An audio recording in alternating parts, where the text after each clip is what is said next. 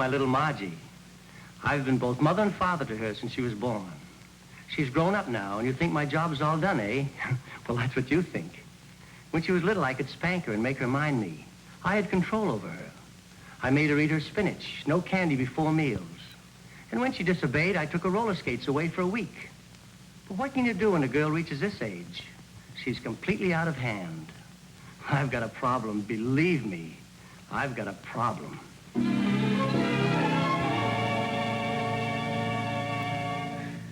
That's my father. I've raised him from childhood. That is, my childhood. He's nearly 50 now, and you'd think he'd settle down, wouldn't you? Well, that's what you think. Today, he looks better in shorts on a tennis court than fellas 25. Girls wink at him, and what's worse, he winks back at them. I want a nice, old, comfortable father. I try to look after him, but he just won't settle down. I've got a problem, believe me, I've got a problem.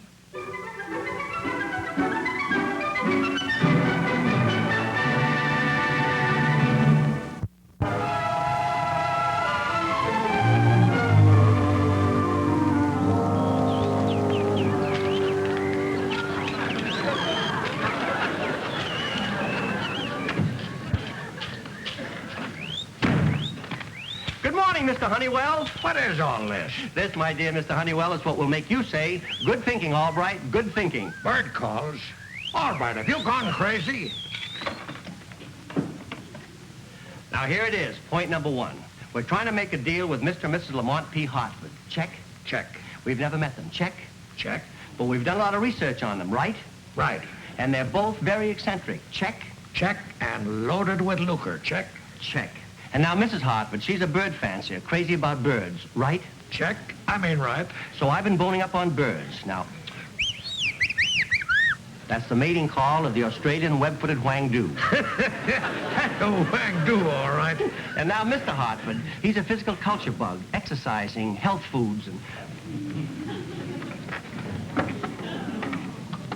yogurt, wheat germ, blackstrap molasses. In other words, until the deal is closed, you're an authority on birds and mussels. Check? Check. Good thinking, Albright, good thinking. Well, actually, this part of it may do me some good. Exercising won't hurt anybody. Oh, how about your new insurance policy? Doctors pass you yet? No, he wants me to cut down on my food, walk home from the office, no more cocktails, lose a little around here. Sometimes I wonder if it's worth it. Insurance is always worth it. A good way of saving money, and that's sound economy. Economy is efficiency. Efficiency is economy. That's what I always say, don't you? Well, I don't say it all the time. For instance, right in this office, take our wastebaskets. Do you know what I found in one of them today? A web-footed whangdoo? I'm serious, all right.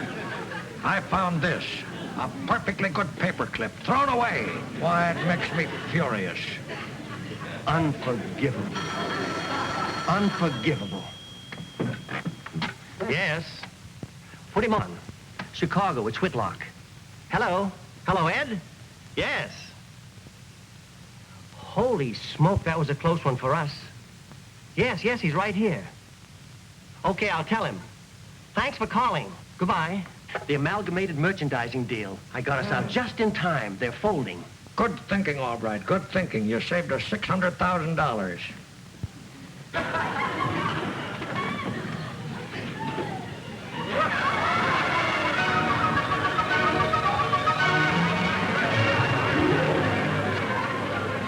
Dad? Hi, Margie. You're home early. It's only 3:30. Don't you feel well? I'm a little beat. The walk home tired me out. You walked home? You always take a cab. No more. From now on, cabs are out. I'll make you a cocktail. That'll perk you up. No thanks, baby. No more cocktails for me. I'm cutting them entirely out. I'll start dinner. None for me, thanks. I'm going to skip a meal every once in a while. Good for me, you know.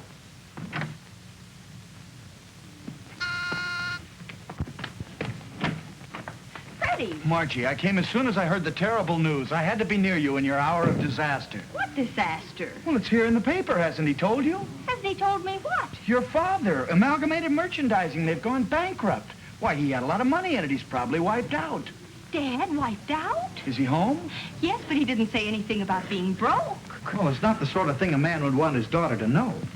Now I'm beginning to understand a few things. Cabs cost money, so he walked home. He wouldn't have a cocktail. He doesn't want any dinner. Freddie, he must be really broke if he thinks we can't even afford food. Margie, I know your father doesn't exactly like me, but regardless of his feelings toward me, I want you to know that as long as I have a crust of bread, he's not going hungry.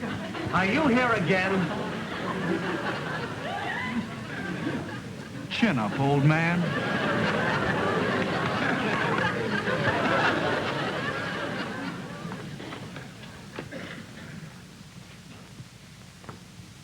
You see, he doesn't want to talk about it in front of you. Margie?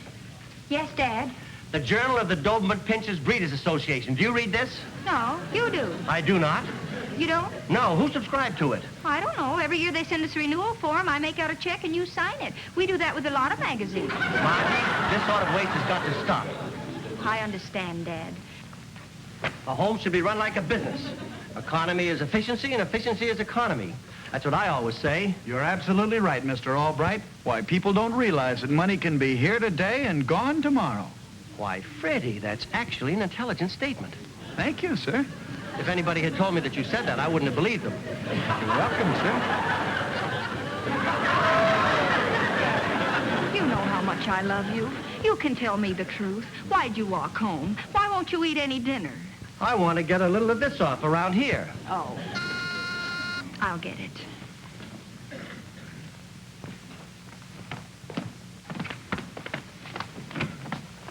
Oh, Margie, Freddie, I just had the most wonderful cry.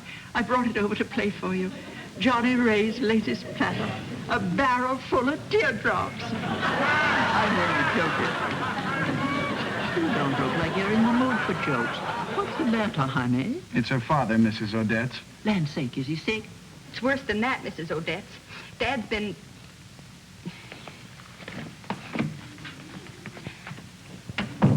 Dad's been wiped out in the stock market. Please don't say anything. He doesn't want anyone to know. Oh, honey, that's too bad.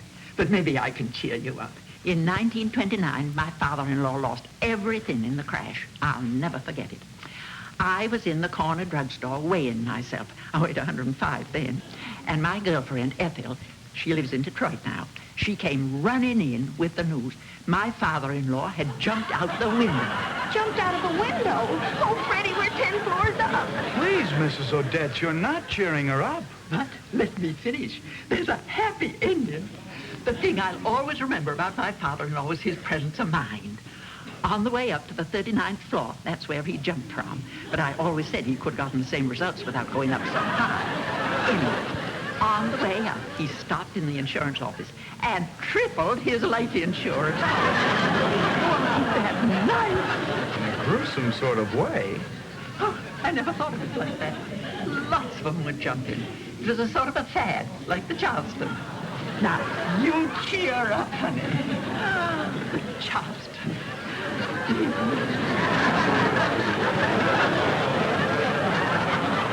Honey, stop thinking what you're thinking. Your father wouldn't do anything like that.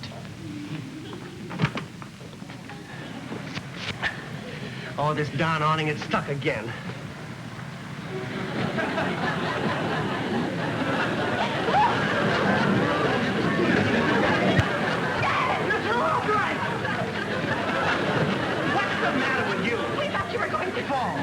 That awning's been stuck before, I fixed it before, and I've never fallen. I'm going out. I'll see you later. Where to, Dad? I have an appointment with my insurance broker. When I go, Margie, I'll leave you well taken care of because obviously you're going to need it. Don't worry, Mr. Albright. I'll take care of your little girl, and someday we'll all be together again.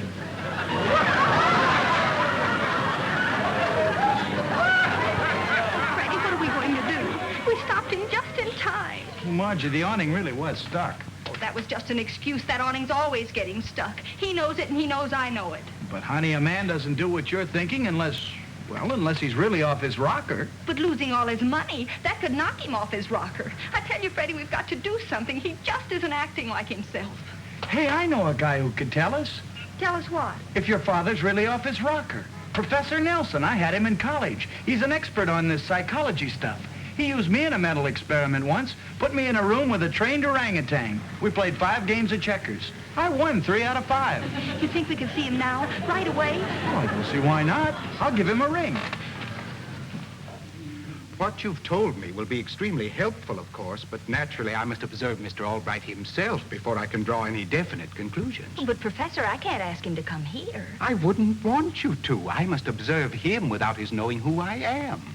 Will you be home tomorrow afternoon, Miss Albright? If you want me to. Suppose I meet you at your apartment at 4 o'clock before your father gets home. When he does, I'll be just plain Mr. Nelson. I'll think of some excuse to explain my being there. No, Professor, I don't know how to thank you. Try not to worry too much. It may not be as bad as you think. Oh, I hope not. May we look at your phone book, please? Why, certainly. I'll get it for you. Now what? We've got to look up a good, fast rental agency. What are we renting? The apartment. We can't afford to keep an expensive place like that any longer. I'm going to sublet it to the first person the agency sends around. But Margie, without even telling your father? He's got enough on his poor mind. He'll be proud of me for handling this all by myself. I'll get us a little place, maybe just 4 walls and a roof over our heads. We'll make out somehow. Somehow. We'll hear from the rental agency. Well, give them time. They've only had since this morning. I'm just anxious to get it over with, I guess. I haven't checked in 15 minutes.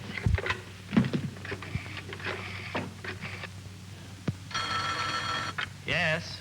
Dad, how are you? Are you all right? Listen, Margie, for the 50th, 60th, or is it the 170th time today, I'm all right. Well, that's good. But just a minute, Dad. Freddie, at a time like this, a man needs all the encouragement he can get. To know people are on his side, pulling for him. Say something to him. Hello, old-timer. This is Fred. I just want you to know that I have $82 saved up in my Christmas fund, and you can have it. You want it, Margie. Too proud, I guess. That's the way he is. He'll probably never admit he's penniless. Even when we're living in a one-room walk-up. Margie, What is it, Freddie? you know I don't make very much money. I know. That's why I felt I could never ask you to marry me, but things are different now. Why, Freddie, you're proposing. Yes. I think I can finally say that I can promise to support you in a manner to which you're going to have to become accustomed. Oh, that's sweet, Freddie, but I couldn't. Dad needs me now more than ever before. Well, he could come and live with us. And then after a while, he might even let me come and live with us. You understand, dear? I've got to get him straightened out first.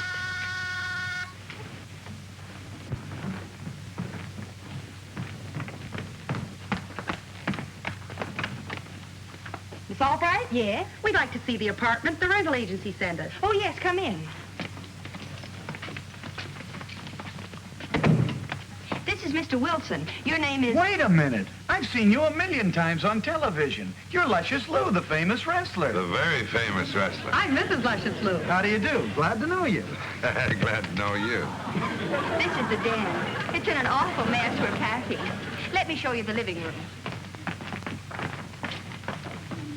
And said Lamont P. Hartford Biscuit Company hereby agrees that Honeywell and Todd, for value received, shall... All right.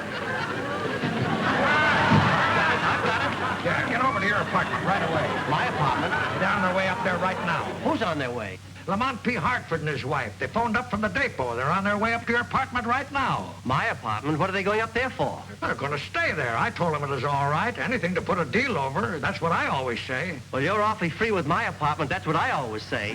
Now, hurry on over there and get this side. Okay, okay.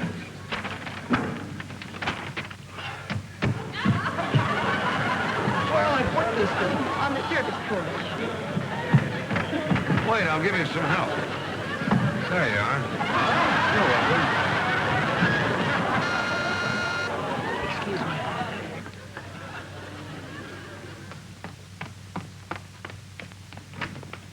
Oh, Professor, come in. Your father home? Not yet, but the new tenants are here. Will that complicate things for you when Dad comes? I don't think so, not if they'll cooperate. Professor Nelson, this is Mrs. Lou and her husband, Luscious Lou, the famous wrestler. The very famous wrestler. How do you do? I'm here to observe Miss Albright's father. Yes, I've told him about him. Poor man. I guess anybody'd go berserk after losing all that money. What does berserk mean, baby doll? Nuts, honey. Naturally, he mustn't know why I'm here. Let's say that I'm a business associate of yours and just Mr. Nelson, not Professor. We understand. And this is most important, whatever Mr. Albright says or does, anything at all. We've got to humor him. Now, don't contradict him under any circumstances. What does contradict mean, baby doll? Nuts, honey.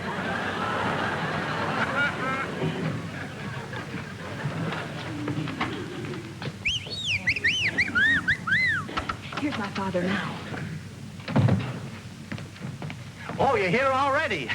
I'm Vern Albright. Dad, this is Mr. and Mrs. Oh, you don't have to tell me. I'd know him in a minute. I've been building up such a mental picture of you that I recognized you the minute I came in the room. Glad to meet you, Mr. Hartford. Dad! Your daughter wanted to introduce me, Mr. Albright. I'm Mr. Nelson, an associate of his. Oh, very happy to meet you, too. Sit down, folks. And now, Mrs. Hartford, listen to this. Can you place it? Oh, gotcha, eh? The white-headed razorback zingy. Wife on the zingy. Oh, Margie, run out to the kitchen and get me 5 spoons. 5 spoons? That's right. Most extraordinary case. Do everything he says. Everything? To the letter. You said run out to the kitchen? Yes. Crazy kid. I wouldn't be without this for a minute. Oh, good for you. And I've got something for you, too. You'll just love this.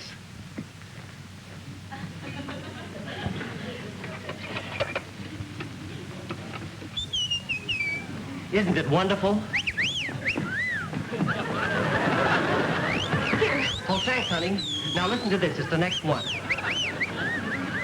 Wang Do. Gibberish. Web-footed. Retrogression of infancy. Definite symptom. Oh, don't worry. It'll keep on playing. I've got it on automatic repeat. And now, Mr. Hartford, in your honor, a little treat for all of us. Yogurt, wheat germ, blackstrap molasses. Pass the spoons and keep one.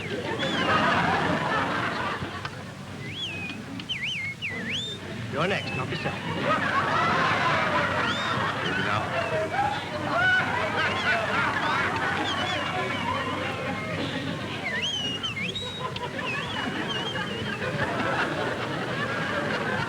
To good health and birds of the world. The good health and the birds of the world.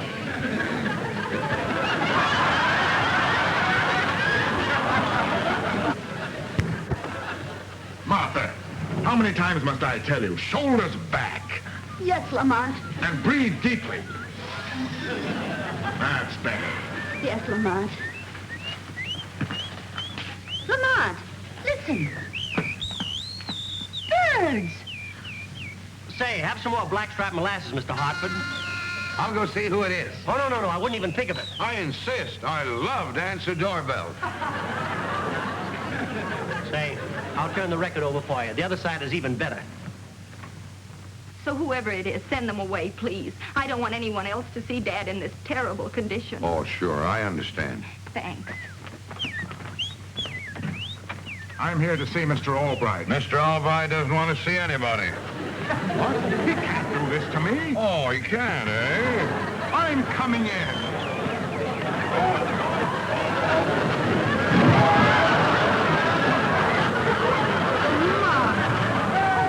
You poor thing. Get him home and he'll sleep it off, I'm sure. Well, that's the end of Honeywell and Todd as far as I'm concerned. Come on, Martha. Yes, sir, Mr. Hartford, this is going to be a fine relationship. We have so much in common. Here, have some more wheat germ. Wheat germ? Baby doll? There was no mistake, Honeywell. I was thrown out. If I hadn't bumped into you downstairs, we'd be on our way to the airport right now. Please, Mr. Hartford, you must have been on the wrong floor. This is Albright's apartment. Oh, listen. More birds.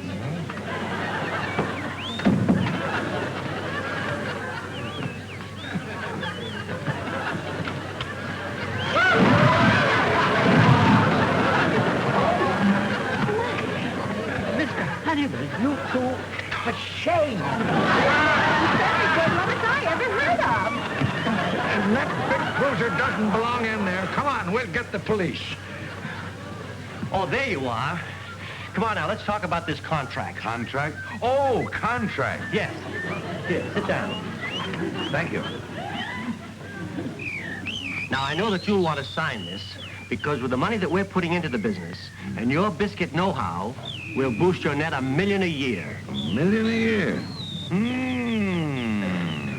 Illusions of grandeur, very sad. If you'll sign right here, I'm sure that you'll never regret it. Sign right here, eh? Yes. Why, what name shall I use? What name shall you use? Yeah. Well, just for a kick, why don't you use your own name, Lamont P. Hartford? Lamont P. Hartford.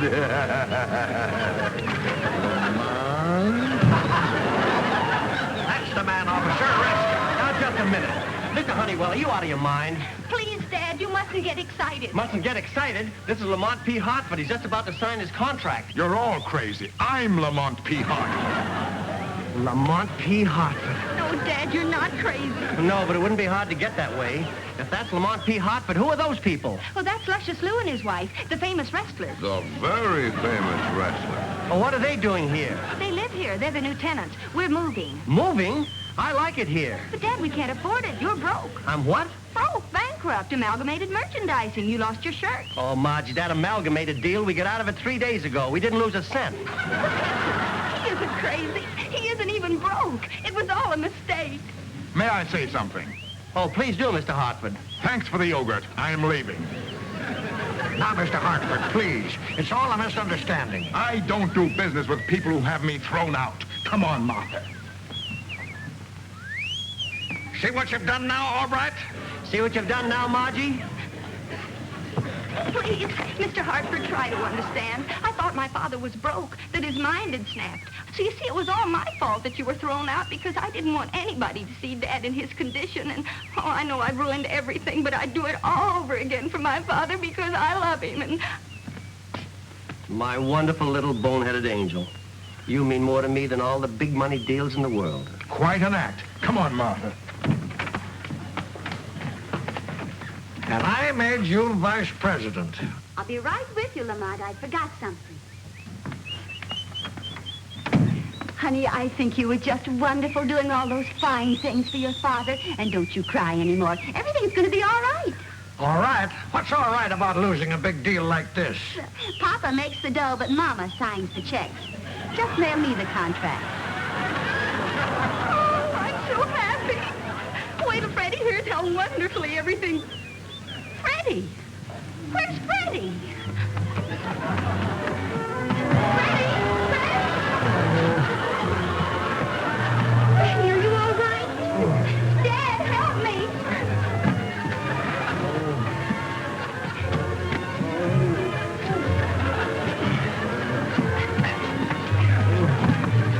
All right, Freddie, you can get up. I can't. I'm stuck.